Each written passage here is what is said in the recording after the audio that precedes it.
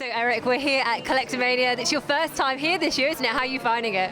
Oh, I'm having a great time. It's a little cold, but everybody's so nice. And so it's been fun meeting everybody, people who really liked the show and liked my character. And so, you know, it's all love, which is wonderful. And all the people all the organizers and the staff are very nice as well. So it's been very pleasant. Now, you mentioned the fans there. Of course, there was a lot of fans. There are still a lot of fans of Bones. What kind of stuff have they been asking you today? When are you coming back? Everybody wants to know when I'm coming back and what's it like to work with the cast, which are all wonderful people. And what have you been telling them? I don't know if I'll ever come back. It's possible. It's always possible. I know they've talked about it, so you never know. And like I say, when they asked me about what's it like to work with the actors, they were all wonderful people who I still stay in touch with.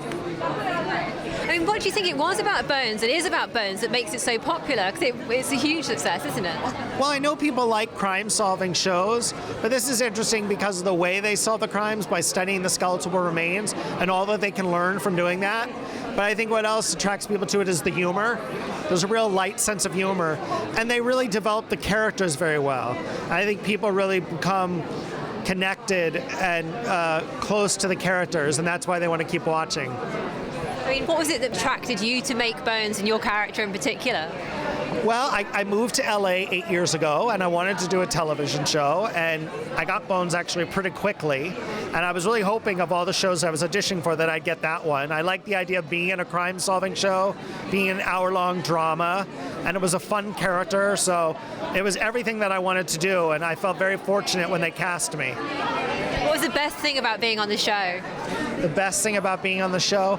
Getting to work, getting to act every day, getting to go to work and do scene after scene after scene. I love acting. I'll always be an actor. So any chance I get to act, I'm just very happy.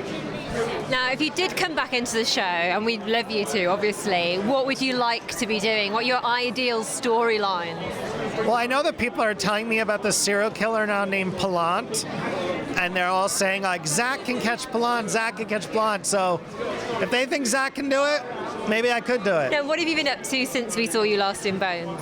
Oh, since you last saw me on Bones, there's a cabaret show I've been doing around the country in LA and New York and DC. Now I'm going to do it for my hometown in Oregon in July. So I'm very excited about that. Gosh, what else have I been up to? Been auditioning for, shows to try to find my next project. I did a movie last summer called Lady Peacock. Tell us a little bit about Lady Peacock. Lady Peacock is about two guys who are fighting over the same guy. And one's a drag queen, and the other one realizes to catch the guy's attention that he has to be in the drag contest too, try to beat the drag queen out. I play the husband of the owner of the club, and I run a cupcake shop, and I teach cupcake making. And tell us a little bit about that cabaret show as well. I'd love to hear about it. Yeah, it was a show that I'd done really since like 2000 that I've done in New York and all over the place. Right after I left Bones, I did it in LA and Washington, D.C. And then this last year I did a whole new selection of songs. Barry Manilow and Tracy Ullman and some Broadway stuff and Will Young and Peter, Paul and Mary, lots of fun songs. And I did that in New York, and now I'm putting that show on again in Oregon. And I have in the past I used to only do it with piano. Now I have a very good pianist still, but I have a drummer and a bass player, world-class musicians, and it's really fun singing with them. And the bassist is so good. I do this song called All the Love I Have, which is from Andrew Lloyd Webber's The Beautiful Game. And there's a little break in it, and the bass player does this little musical break where he plays like the melody of the song, and it's just so gorgeous. And I love it. The first time I rehearsed with the band, and he played that, I turned around, I was like, that is so beautiful.